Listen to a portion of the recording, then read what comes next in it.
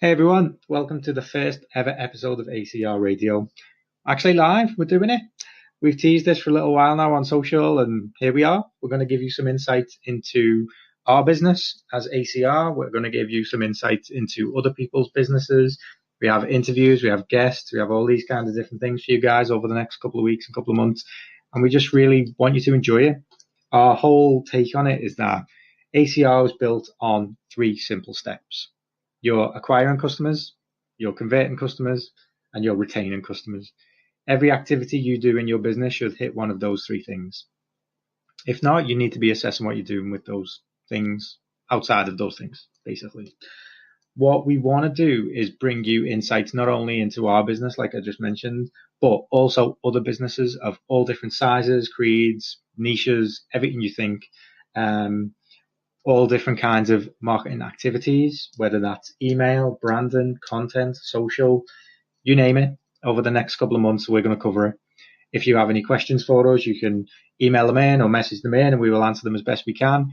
What we're going to do is interview like thought leaders, people who have been through the things that you are potentially going through right now, and give you the best possible advice they can to 1, get through it, 2, overcome it, and 3, be better because of it.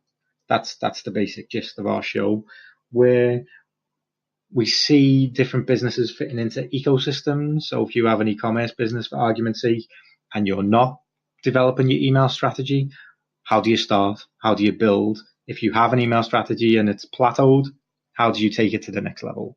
Same with social, same with content, same with branding. All of these different kinds of areas of business where we think we can help. We're going to send you some interviews and give you some people that you can ask these questions to over the next couple of months. So with that in mind, we thought we would, when we said we were going to start, we would start as big as we possibly could. So I'm a huge fan of email. As you probably know, anyone who follows us on social, email is something that I deal with every day for various different clients. Email is something that I enjoy, and I enjoy learning and developing more about it. So what we're going to do is going to give you an interview with founder, CEO of Dotmailer, Tink Taylor.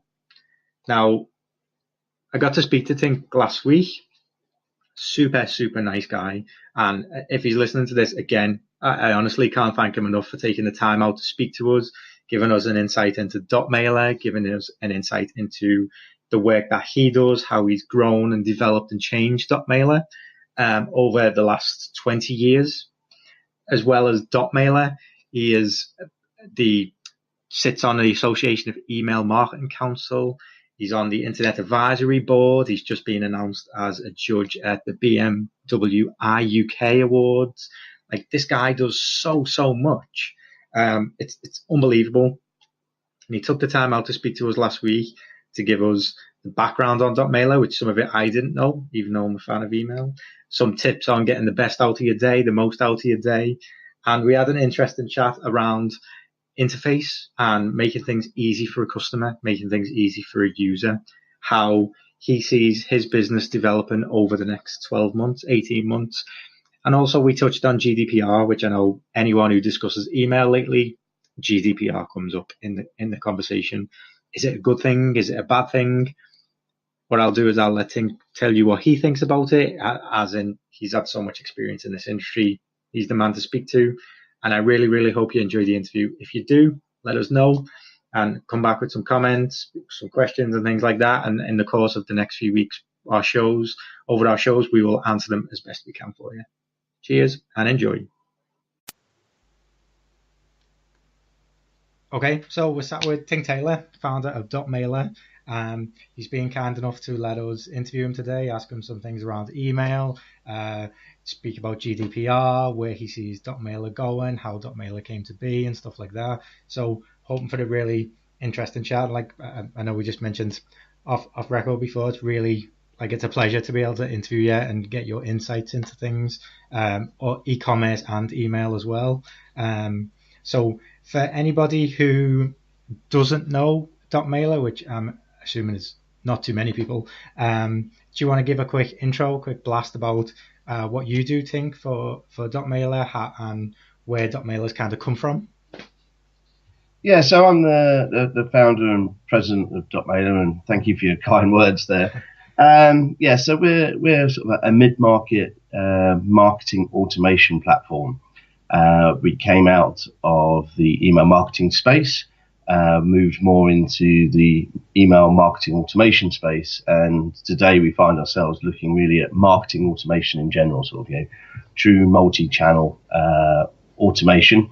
As I say, aimed at the mid-market. We see lots of players in the market that are highly sophisticated. And with that typically comes a very expensive solution, but it's also expensive in terms of the people that you need, or the number of people you need, or the agency help you need to be able to get the most out of that. And at the opposite end of the spectrum, we see competitors out there that are limited in terms of their feature set. So we position ourselves right in the middle of that, and like to think of ourselves very much now as a global player, as Dotmailer's tentacles have spread out from where we were founded in South London 20 years ago next year. Long time. So now we have offices all over the world and clients in more than 150 different countries. Very nice. So I suppose the big question for everyone listening would be, why email? I know like you mentioned before, you've been in the game now for 20 years, or over 20 years. What was it initially about email and that niche of marketing in particular that drew you to it, and that was the basis of founding Dotmailer? Yeah, sure. So I'm not sure how many of your sort of listenership would know of our history, but we actually started as a web design and development company. We were at a period 20 years ago where everyone was building static websites. We were much more technical than that.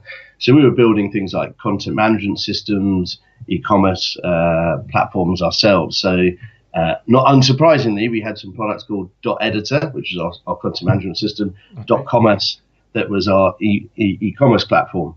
As we built those for our customer base, obviously the next challenge once they'd gone live was really to market their site. So that's where Dotmailer really came about, because email is one of the, if not the best, certainly one of the key ways of marketing your online presence.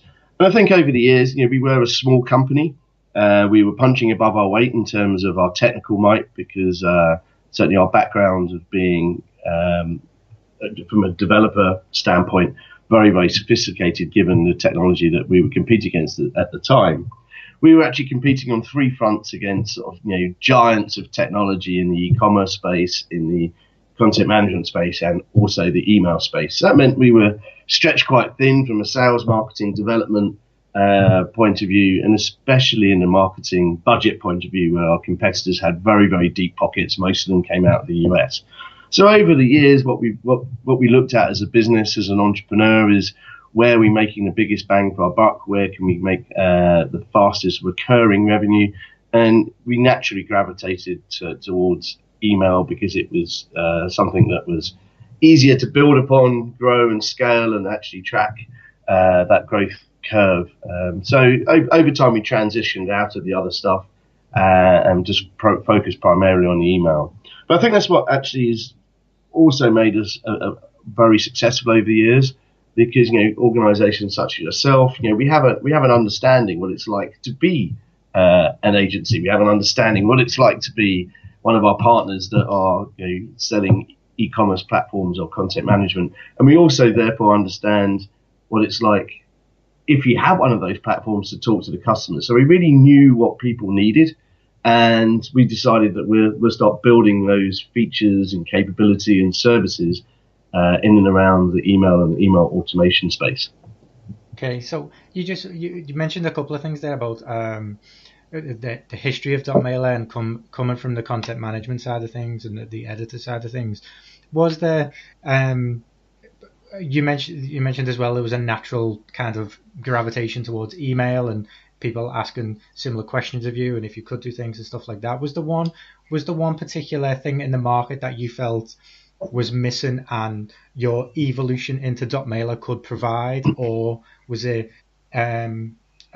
constantly being asked, can we send emails through your system? Can we create emails through your system? And the market eventually changed, because I've been doing this for over 10 years now as well, and email has really come into its own over the last couple of years. There's been a lot with personalization and product recommendations and making content more relevant and real time and all these kinds of things.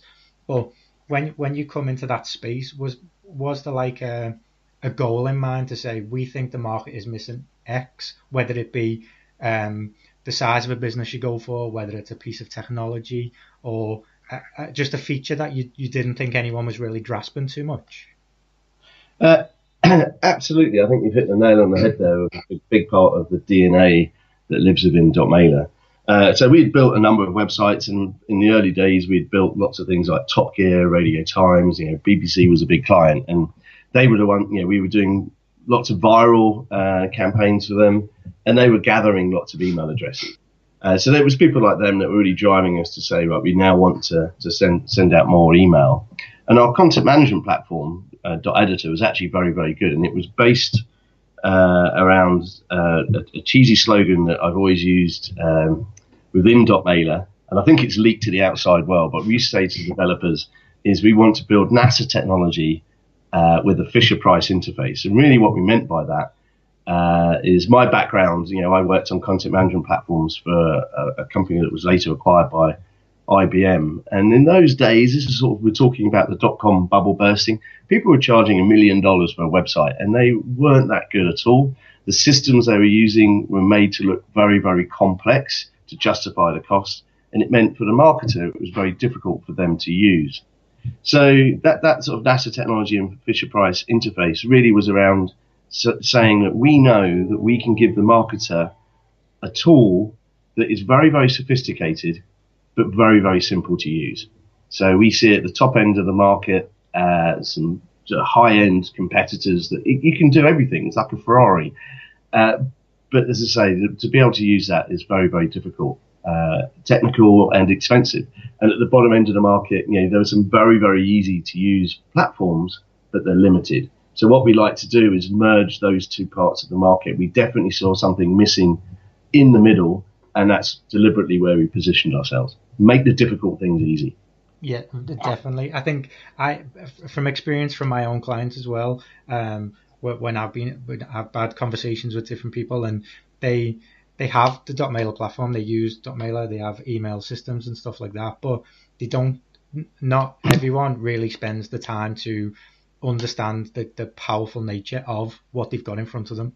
And I think that's where Dotmailer is really user-friendly, and the interface is really user-friendly to be able to say to someone, look, X, Y, and Z function will give you a mass amount of data, will give you a mass amount of opportunity to speak to customers in a number of different ways. So I do think you're achieving what your goal is from a client point of view. To say, I go into people and say, do you know you have this in front of you? And they're like, oh no, we've never really. Well, it does what it does and it functions perfectly fine, but there's very few people who go and they actually dig into the platform and see what it's capable of, which is a lot. I think I see that, I have seen that over the years. Lots of people maybe have bought something that sounds fantastic. It has all of these list of features. And the RFP stage, they want to know that the platform is capable of all these things. They then go and buy it and find it's very difficult to actually use. Or the analogy that we often use is, it's like buying a Formula One car, but then you don't actually drive it on a track. You only take it to go and pick up your groceries. What's the point of that? The performance you can get out of that thing is superb. The trouble is with a Formula One car is you need a really good driver, you need a really good pit crew, and probably a couple of very large sponsors to pay for the whole thing. And that's what we thought was wrong with the industry. It's like, hey, you can drive this thing yourself. All the features that we provide and we get asked to provide actually help drive the bottom line of our clients' businesses. So it's key to make sure that you're using all of them. I often talk to people about a continuous improvement program. And it's so easy to do something like that, but it's by literally looking at what people are using and what they're not using and say, why aren't you using this particular feature? Because it will help your business. And if you can understand where that would fit in, then actually you help drive our customer success. Yeah, most definitely. I think there's plenty of features that are really, really straightforward and really